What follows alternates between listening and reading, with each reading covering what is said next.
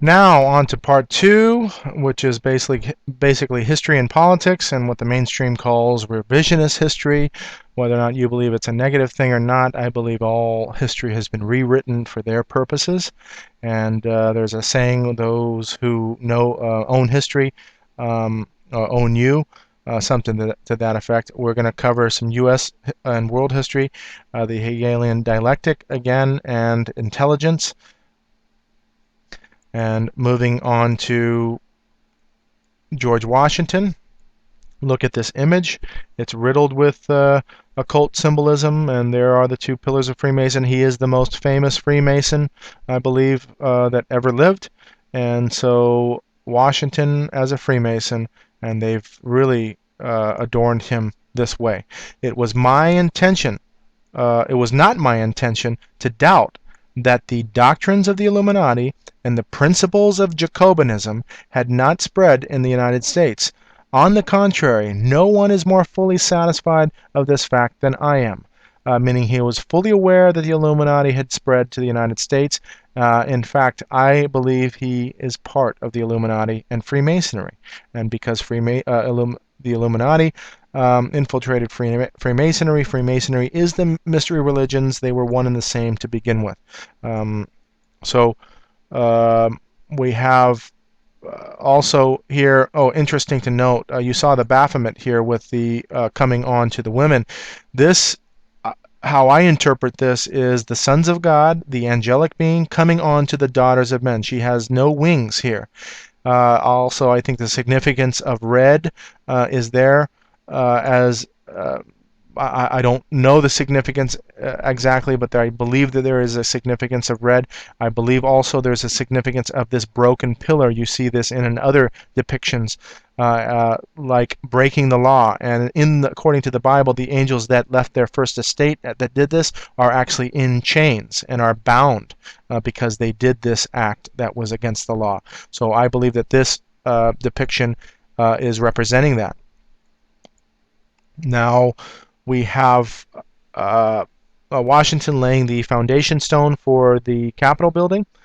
This is his apron, and you can see that is clearly Masonic. They are reenacting this in commemoration of that event that Washington did. Here is the Capitol, inside the Capitol prayer room. He is kneeling, and what is he kneeling to other than none other than an Egyptian pyramid with the eye of Lucifer. And this is not a Christian symbol. I cannot believe that Christians cannot see this at all. It's hidden in plain sight. It is unbelievable to me that we can be so deceived this way. Here is Washington. Here's that single pillar statue within the, I think that's the Washington Masonic Memorial. Underneath the Capitol dome, this is key here. 72 pentagrams adorn this painting, which is called the Apotheosis of Washington. And apotheosis means the attainment of godhood. So he is here now as a god. He is showing you as above, so below. This is now also a sword, but it's in that pose of the Baphomet. There are virgins around him. There are all these pagan gods around. This is Athena, I believe, Neptune, and Vulcan. I don't know all of them and how they're depicted, but 72 stars or 72 pentagrams also refer to the 72 demons, spirits in the Kabbalah. And so you see here in the middle IHS, which is the Jesuit logo.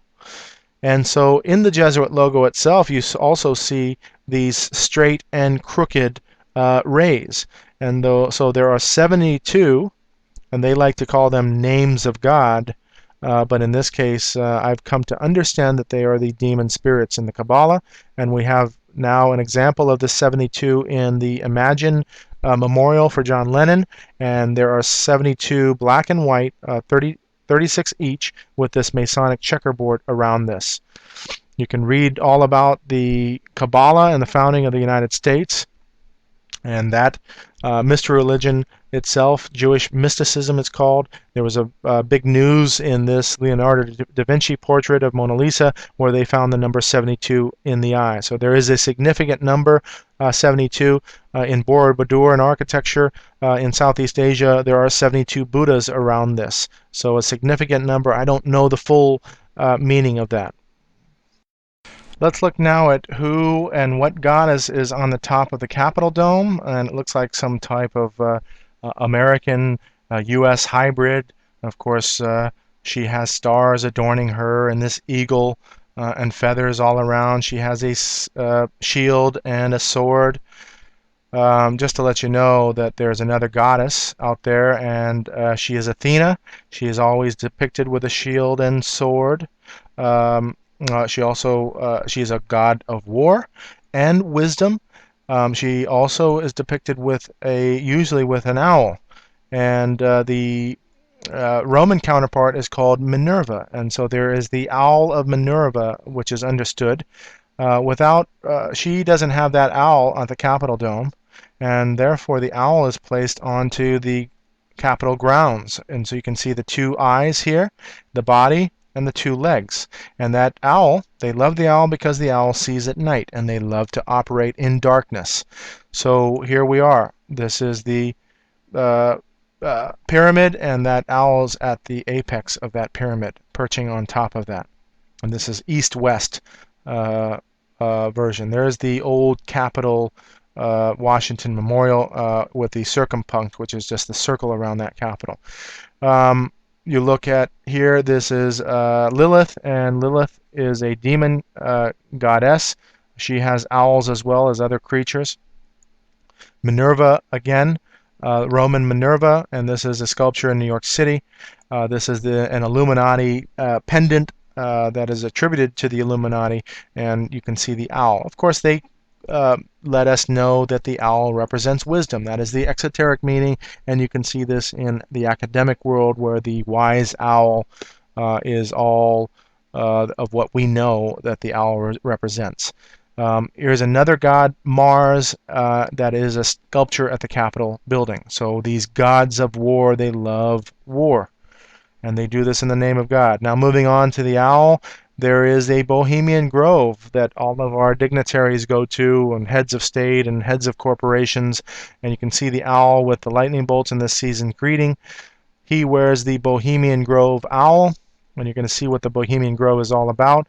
Alex Jones, who is a conspiracy guy, actually blew this open and infiltrated and filmed these guys doing what's called the cremation of care. And that particular ritual, we'll get into that next, but you can see who these are. These are old cronies.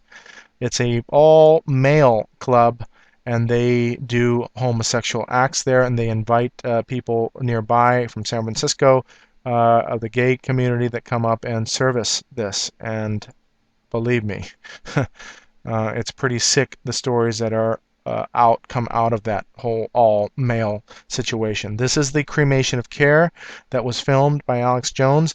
Now I have to warn you that we have somebody like Alex Jones that infiltrates this.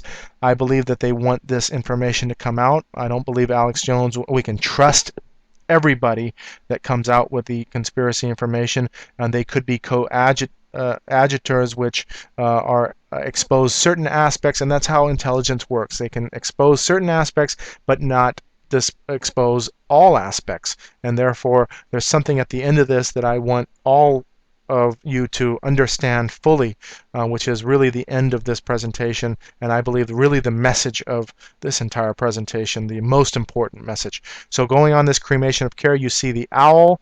This is actually not a stone owl, but it's been made up to look like this, and so they do this cremation of care. That's exactly that.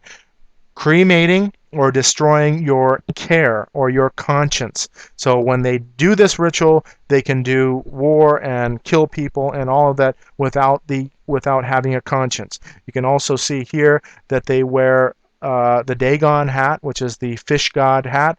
All that pagan stuff looks like Catholicism, and it's one and the same. Moving on, and just depictions of owls. Here's that cremation of care ceremony back in the day. It's an old club. Look at him. He's dressed as a druid or some type of a priest or monk. National Press Club and the owl. They also have the Aladdin's lamp there, and you saw that in Freemasonry. And they just happen to have an Aladdin's lamp at the base of that owl at Bohemian Grove. There it is. Look at them now doing the sign of Horus and the uh, sign of the Il Cornuto and the owl in the background. And there just so happens to be a small owl depiction. I'm not quite sure it's there, but I'll tell you, I am not surprised that they do this kind of thing just to throw you off guard. Does it really look like an owl? Is it really on the dollar bill? Oh, I don't know. Is it part of decoration? Boy, they really throw us off in that sense. Now looking at this Bohemian Grove once again, Midsummer Encampment. That means that this gathering is at midsummer, and they do the midsummer ritual just like Satanists do a midsummer ritual and pagans do a midsummer ritual. This is high satanic holidays.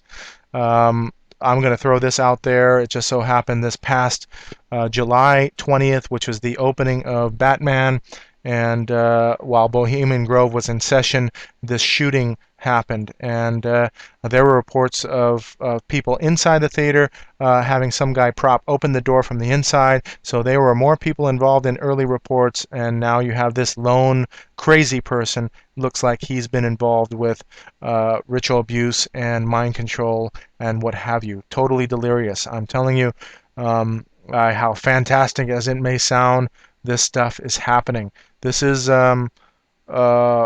Bohemian Grove, and you can see My Little Pony. Why would they be doing this? And so how fantastic is it to understand that this is what they indoctrinate us with? Please, don't let the wall of your mind